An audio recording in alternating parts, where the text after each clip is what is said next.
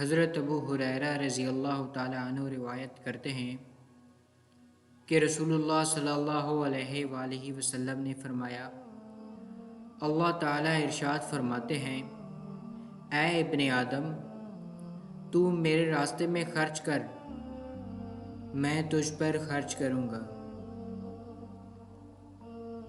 حضرت ابو مسعود انصاری رضی اللہ تعالیٰ عنہ سے روایت ہے کہ رسول اللہ صلی اللہ علیہ وآلہ وسلم نے فرمایا، پہلی قوموں میں سے ایک شخص کا حساب لیا گیا تو اس کے پاس کوئی خاص نیک عمل نہیں تھا، البتہ وہ مالدار ہونے کی بنا پر لوگوں کو قرض وغیرہ دے دیا کرتا تھا، اور اپنے کرندوں سے اس نے کہا رکھا تھا کہ محتاج اور ضرورت مندوں کو معاف کر دیا کرو۔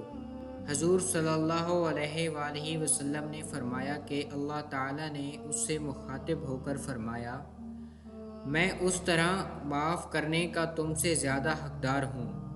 پھر فرشتوں سے فرمایا، اسے بھی معاف کر دو۔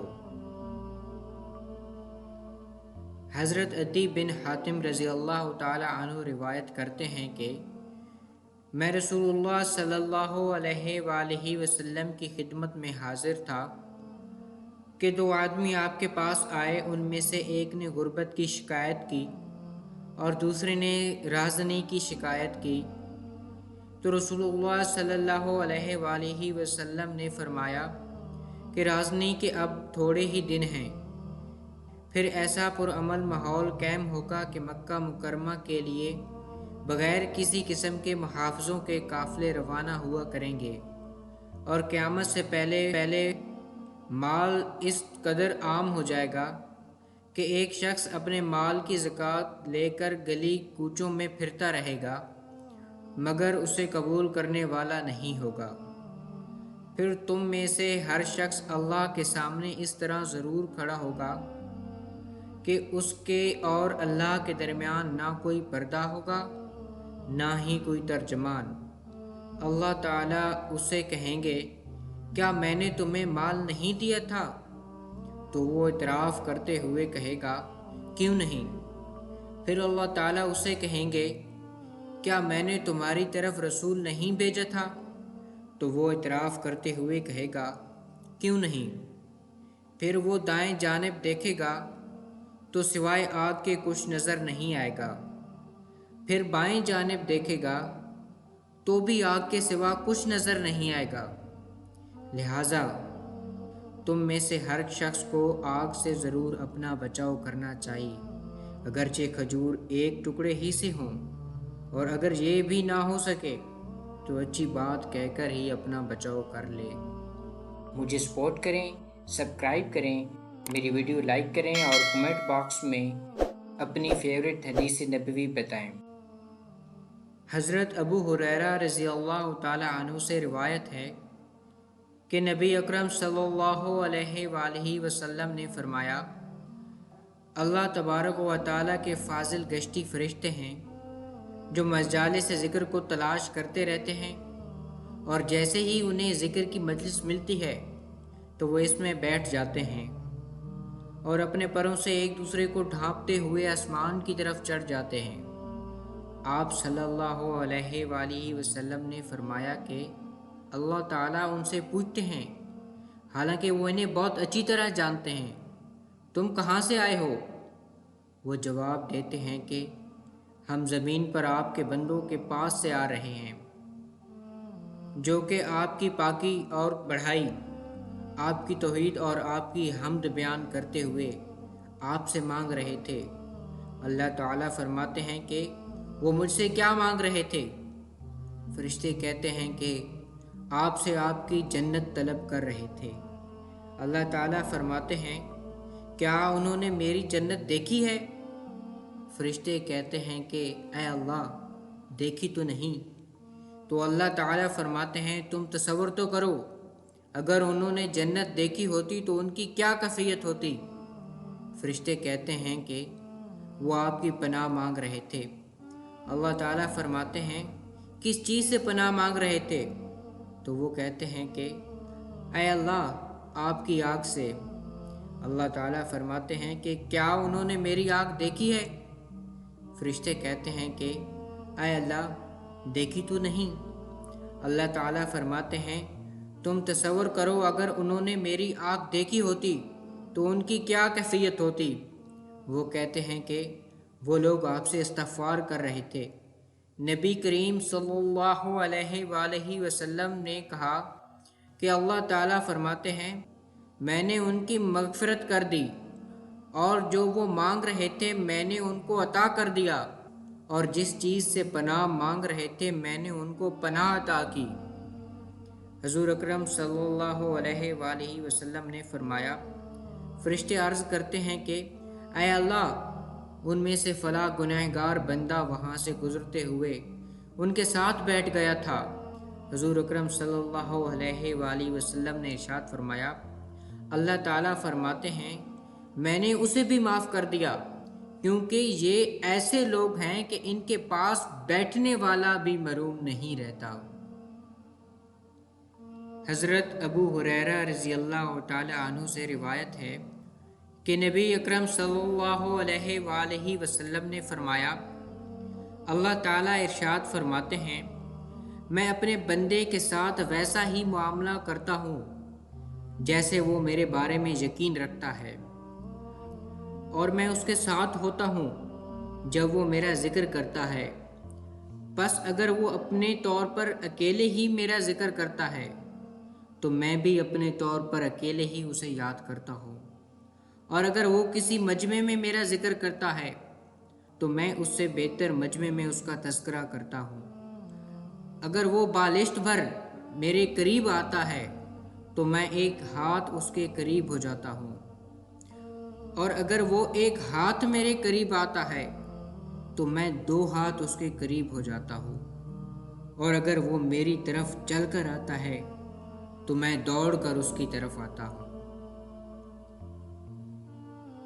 حضرت عبداللہ بن عباس رضی اللہ تعالی عنہ روایت کرتے ہیں کہ نبی اکرم صلی اللہ علیہ وآلہ وسلم نے فرمایا تحقیق اللہ تعالی نے نیکیاں اور برائیاں لکھ دی ہیں، پھر انہیں بیان کر دیا، بس جس شخص نے نیکی کا ارادہ کیا پھر اسے انجام نہ دے سکا تو اللہ تعالیٰ اسے مکمل نیکی لکھ دیتے ہیں، لیکن اگر ارادہ کر کے اس پر عمل بھی کر لے تو اللہ تعالیٰ اسے 10 نیکیوں سے لے کر 700 بلکہ اس سے بھی زیادہ بڑھا چڑھا کر لکھ دیتے ہیں، اور جس نے گناہ کا ارادہ کیا اور اس پر عمل نہ کیا تو اللہ تعالیٰ اسے بھی نیکی شمار کر لیتے ہیں، لیکن اگر ارادہ گناہ کے ساتھ اس کا ارتکاب بھی کر لے تو اللہ تعالیٰ ایک ہی گناہ لکھتے ہیں۔ حضرت ابو ذر غفاری رضی اللہ تعالی عنہ روایت کرتے ہیں کہ نبی کریم صلی اللہ علیہ وآلہ وسلم نے اللہ تعالیٰ سے روایت کرتے ہوئے فرمایا اللہ تعالیٰ فرماتے ہیں اے میرے بندو میں نے ظلم کو اپنے اوپر حرام قرار دیا ہے اور اسے تمہارے درمیان بھی حرام قرار دیا ہے، لہٰذا تم آپس میں ظلم نہ کیا کرو۔ اے میرے بندو تم سب کے سب گمراہ ہو مگر جسے میں ہدایت دوں، لہٰذا تم مجھ سے ہدایت طلب کرو، میں تمہیں ہدایت دوں گا۔ اے میرے بندو تم سب کے سب بھوکے ہو مگر جسے میں کھانا کھلاؤں، لہٰذا تم مجھ سے کھانا طلب کرو، میں تمہیں کھانا کھلاؤں گا۔ اے میرے بندو تم سب کے سب ننگے ہو مگر جسے میں کپڑے پہناؤں، لہٰذا تم مجھ سے کپڑے طلب کرو تو میں تمہیں کپڑے پہناؤں گا۔ اے میرے بندو تم رات دن گناہ کرتے رہتے ہو اور میں سب گناہ معاف کر دیتا ہوں، لہٰذا تم مجھ سے اپنے گناہوں کی مغفرت طلب کرو تو میں تمہاری مغفرت کر دوں گا۔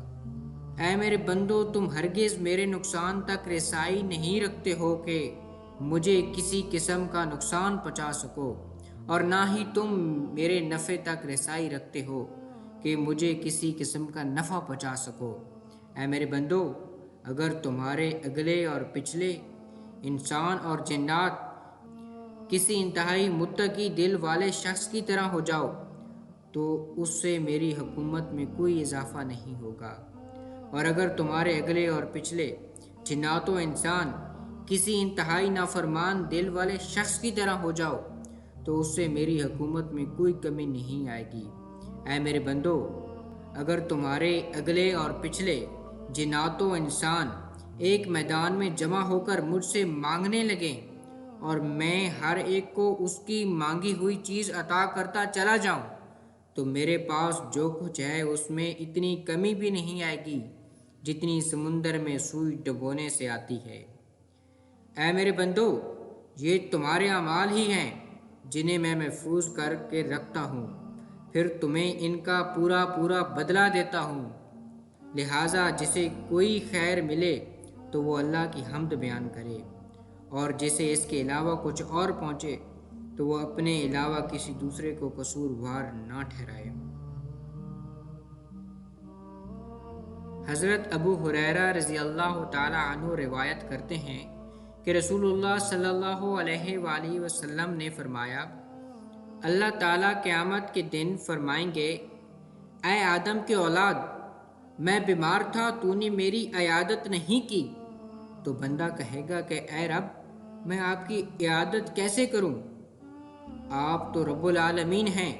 اللہ تعالیٰ فرمائیں گے، تمہیں معلوم نہیں ہوا تھا کہ میرا فلاں بندہ بیمار ہے مگر تم نے اس کی عیادت نہیں کی؟ اگر تم عیادت کو جاتے تو مجھے اس کے پاس پاتے۔ اے آدم کی اولاد، میں نے تم سے کھانا طلب کیا تھا مگر تم نے مجھے کھانا نہیں دیا۔ تو بندہ کہے گا، اے رب، آپ کو کھانا کیسے کھلاتا؟ آپ تو رب العالمین ہیں۔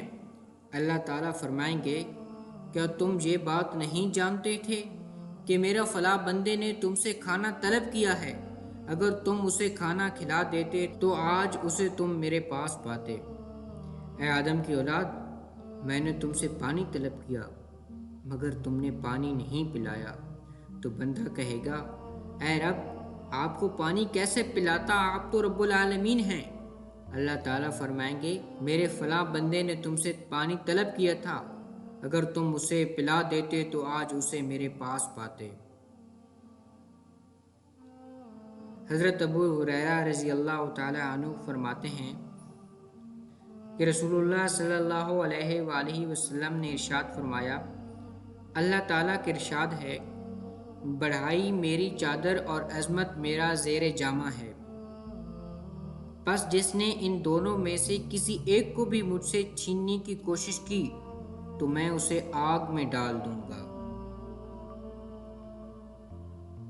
حضرت ابو ہریرہ رضی اللہ تعالی عنہ روایت کرتے ہیں کہ رسول اللہ صلی اللہ علیہ وآلہ وسلم نے ارشاد فرمایا، پیر اور جمعرات کے دن جنت کے دروازے کھولے جاتے ہیں، پس ہر اس بندے کو جو اللہ کے ساتھ شرک نہ کرتا ہو معاف کر دیا جاتا ہے، مگر ایسا شخص کہ اس کے اور اس کے بھائی کے درمیان ناراضگی ہو، کہا جاتا ہے کہ انہیں مہلت دوں یہاں تک کہ صلح کر لیں، انہیں مہلت دوں یہاں تک کہ صلح کر لیں، انہیں مہلت دوں یہاں تک کہ صلح کر لیں۔